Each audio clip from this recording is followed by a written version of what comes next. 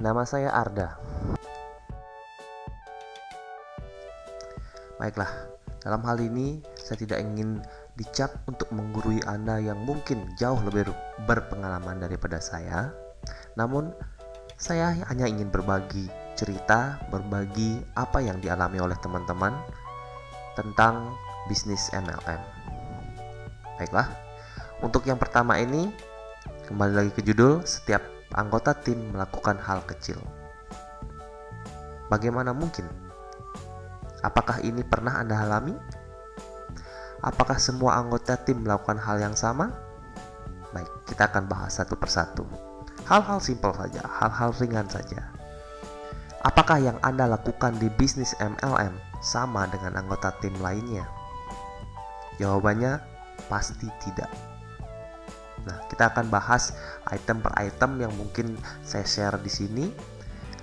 Ini hanya pengalaman saya pribadi, kemudian berbekal dengan berbagai petunjuk ataupun strategi ataupun motivasi yang ada di berbagai sosial media, berbagai media video ataupun media pembelajaran secara online. Saya ingin berbagi dengan Anda. Mungkin Anda akan mengatakan ya, mungkin Anda mengatakan tidak. Jadi diskusi dan komentar saya persilakan nanti di bawah video ini, oke? Nah, bergabung dengan sebuah tim MLM. Tentunya hal ini berlaku untuk semua anggota tim yang ingin menjadi bagian dari sebuah tim dalam MLM bisnis.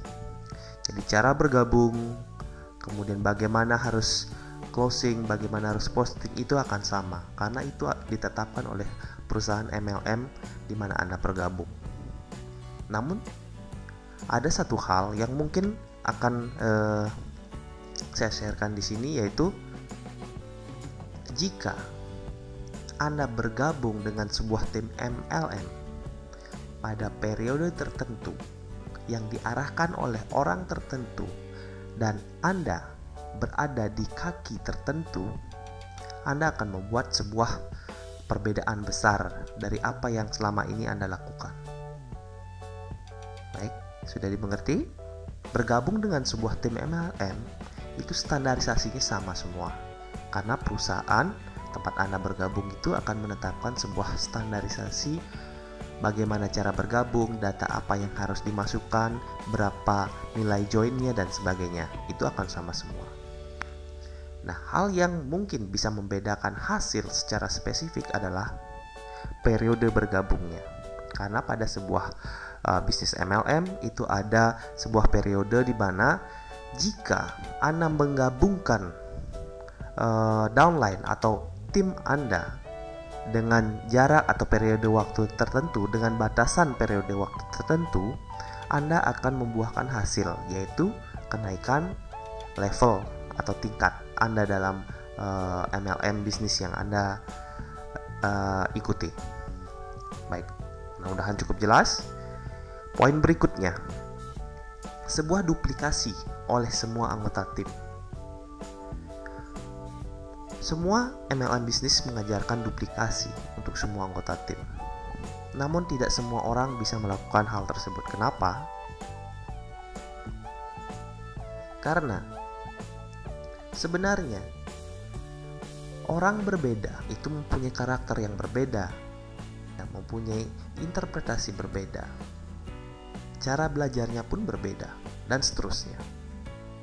Masing-masing individu memiliki keunikan tersendiri. Jadi sebuah duplikasi akan sangat susah dijalankan dalam tim MLM. Duplikasi yang diajarkan oleh MLM bisnis selama ini, tidak ada SOP yang harus kita taati, yang kita harus patuhi, kemudian kita secara kesepakatan melakukan hal yang sama untuk semua anggota tim. Tidak ada sama sekali. Nah, jika ada sebuah standarisasi duplikasi dengan menggunakan SOP yang jelas, maka sebuah duplikasi oleh semua anggota tim bisa dijalankan. Sekali lagi, ini belum pernah kita temui. ini belum pernah saya temui. Nah, ingat, SOP kita perlukan untuk membuat sebuah duplikasi dilakukan oleh semua anggota tim secara relatif sama. Jika hal ini dilakukan, Anda akan lihat perbedaannya. Poin berikutnya, ada anggota tim yang aktif dan ada anggota tim yang pasif. Hal ini terjadi di semua MLM. Tim aktif dan tim pasif itu akan sangat jauh perbedaan hasilnya. Aktif tentu saja akan menghasilkan hasil yang lebih banyak daripada yang pasif. Namun satu yang mungkin menurut saya yang harus disamaratakan adalah ada anggota tim aktif dan aktif. Maksudnya adalah semua anggota tim harus aktif. Namun bagaimana jika yang menjadi standar anggota tim disebut sebagai aktif adalah bekerja keras? Semua anggota tim harus terus memacu dirinya, mengclosing orang sebanyak-banyaknya dan seterusnya. Apakah itu akan menjadi standarisasi yang bisa diikuti oleh semua anggota? Tentu tidak. Yang harus kita lakukan adalah mencari nilai tengah di antara aktif dan pasif ini. Bagaimana itu mungkin? Saya bilang itu sangat mungkin. Jadi inilah poin utama dari pembahasan rahasia MLM hari ini adalah bahwa hanya dengan melakukan hal kecil yang dilakukan oleh sebuah grup besar di tim MLM akan jauh lebih berguna, akan jauh lebih bermanfaat, akan jauh lebih efektif ketimbang ada jarak yang cukup jauh antara tim yang aktif dan tim yang pasif. Nah, mudah-mudahan poin ini bisa dimengerti. Yang berikutnya, mungkinkah hasil yang relatif sama antara anggota tim? Kembali lagi ke poin-poin sebelumnya. Duplikasi, kemudian tim aktif versus tim pasif, itu akan menentukan hasilnya. Jadi jika itu belum ditaati, dalam artian duplikasi belum ada SOP, kemudian tim aktif dan tim pasif masih jaraknya sangat signifikan, hasil yang relatif sama antar anggota tim tidak akan pernah terjadi. Catat itu. Dan kita tahu sendiri, angka menunjukkan bahwa hanya 3% yang berhasil dalam bisnis MLM, namun ada 97% yang gagal ataupun menuai hasil yang jauh dari harapan mereka. Namun jika dua hal di atas, duplikasi dan anggota tim aktif dan pasif itu bisa diratakan atau minimal sama, hasilnya pun akan relatif sama. Apakah itu mungkin? Mungkin.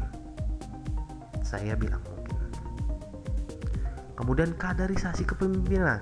Nah, ada anggota yang benar-benar aktif, ada anggota yang benar-benar total di bisnis ini, kemudian menjadi seorang leader yang mumpuni.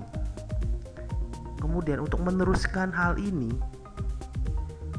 boleh dibilang hal yang sangat tabu di MLM bisnis khususnya di Indonesia. Kenapa? Karena apa yang kita lihat sekarang adalah yang memang benar-benar memiliki jiwa kepemimpinan itu akan tetap ada di atas.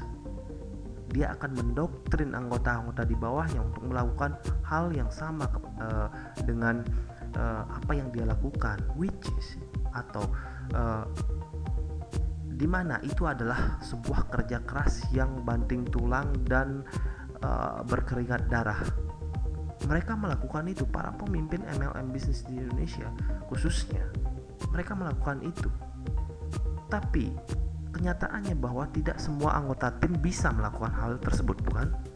Nah, kaderisasi kepemimpinan ini adalah sebagaimana pembahasan rahasia MLM hari ini adalah cukup melakukan hal kecil. Semua anggota tim melakukan hal kecil sehingga membuat tim menjadi besar. Karena begitu ada anggota tim yang melakukan lebih ataupun kurang dari hal kecil yang dimaksud tadi, maka kaderisasi kepemimpinan ini tidak akan terjadi. Ingat, kita bekerja sebagai seorang associate atau individu yang tidak ada bos dan tidak ada anak buah. Ingat itu prinsipnya. Namun kaderisasi kepemimpinan ini adalah maksud di sini adalah bahwa kepemimpinan itu harusnya dirasakan oleh semua orang sebagai satu bagian yang merupakan kewajiban dari anggota tim.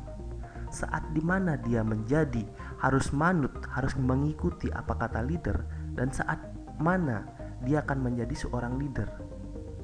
Nah, itu maksud dari kaderisasi kepemimpinan ini. Sehingga jika saat dia menjadi seorang yang harus mengikuti kata leadernya, dia memang benar-benar harus mengikuti. Dan pada saat dia menjadi seorang leader, waktunya dia menjadi seorang leader, dia harus mengarahkan downline di bawahnya yang memerlukan arahan sehingga suatu saat mereka bisa menjadi seperti si leader ini. Nah, itu tidak pernah terjadi. Sukses untuk semua, mungkinkah? Mungkin. Saya tekankan sekali lagi, ini mungkin. Jika hal-hal yang saya bahas tadi dimulai dari hal kecil, hal sama yang dilakukan oleh semua anggota tim sehingga membuat satu tim itu menjadi besar, apakah sukses untuk semua? Mungkin, tentu saja mungkin. Namun dalam hal ini di bisnis MLM ataupun strategi, teknik ataupun sistem yang ada di MLM zaman sekarang, khususnya di Indonesia, tidak mengajarkan itu semua. Nah, kenapa ini saya bahas? Saya mengatakan seperti ini. Saya telah menemukan sebuah sistem di mana semua item di atas itu sangat berpengaruh pada sukses untuk semua. Item terakhir, bagaimana mungkin? Untuk lebih jelasnya, ada beberapa video yang mungkin Anda bisa lihat di channel saya ini, khususnya yang di mana saya adalah presenternya. Oke, jadi subscribe untuk pembahasan rahasia MLM lainnya. Jadi hal ini sangat berpengaruh kepada kita semua. Jadi jangan sampai Anda mencoba 5, 10 ataupun mungkin puluhan kali MLM dan masih melakukan kesalahan yang sama. Bagaimanapun besarnya, bagaimanapun contoh dari kesuksesan yang diraih oleh MLM dengan nama apapun, dengan brand apapun, toh pada akhirnya Anda akan sadar bahwa cara kerjanya adalah sama.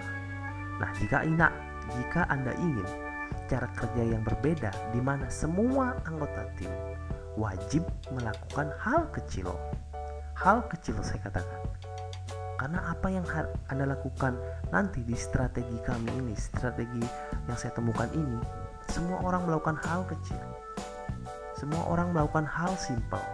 Mereka mengikuti kata leader, mereka menjadi leader, dan itu saya katakan di sini bahwa itu hanya terjadi 1 bulan.